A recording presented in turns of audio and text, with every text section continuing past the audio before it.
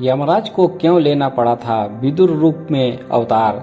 मैत्रेय जी ने विदुर से कहा, मांडव्य ऋषि के शाप के कारण ही तुम यमराज से दासी पुत्र बने। कथा कुछ इस प्रकार है। एक बार कुछ चोरों ने राजकोष से चोरी की। चोरी का समाचार फैला।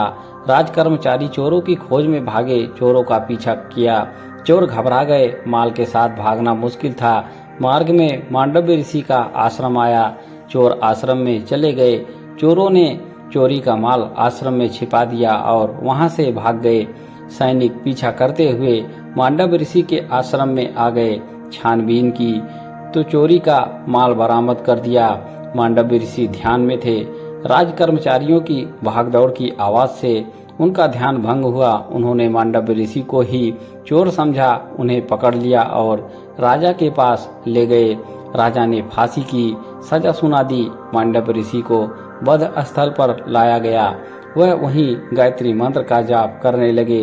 राज कर्मचारी उन्हें फांसी देते, लेकिन मांडव्य ऋषि को फांसी न लगती।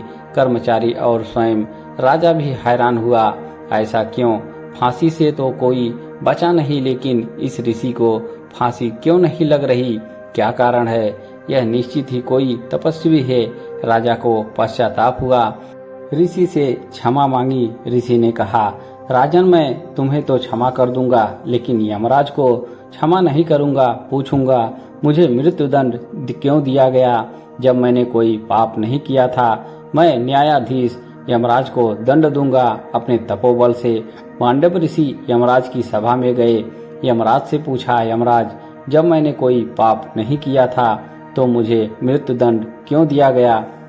मेरे किस पाप का दंड आपने दिया? ऋषि के पूछने पर यमराज भी हिल गए। यमराज ऋषि से नहीं डरे, ऋषि की तप साधना से डरे। तब से ऋषियों की देह और वचन पवित्र हो जाते हैं, इसीलिए जो कह देते हैं हो जाता है। तब ही व्यक्ति को पवित्र करता है। भक्ति ही आदमी को पवित्र करती है। ऋषि का प्रश्न सुन यमराज कांप गए। कहा, ऋषिवर, जब आप 3 वर्ष के थे तो आपने एक तितली को कांटा चुभोया था। उसी पाप के कारण ही आपको यह दंड मिला।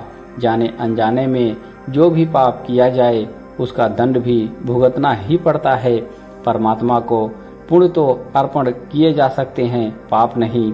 मांडव्य ऋषि ने कहा, शास्त्र के अनुसार यदि अज्ञानवश कोई मनुष्य पाप करता है तो उसका दंड उसे स्वप्न में दिया जाना चाहिए, लेकिन आपने शास्त्र के विरुद्ध निर्णय किया।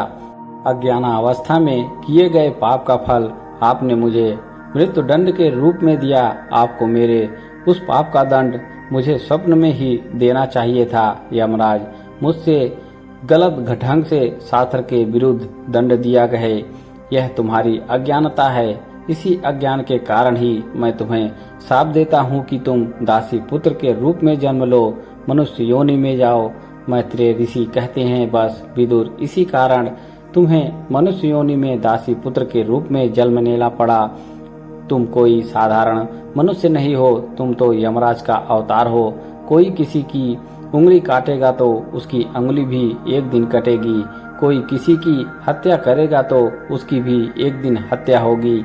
बचपन में ऋषि मांडव्य ने तितली को कांटा चुभोया था, इसीलिए सूली पर चढ़ना पड़ा, और यदि तितली मर जाती तो ऋषि को भी मरना पड़ता। कथा पसंद आई हो तो एक लाइक अवश्य करें।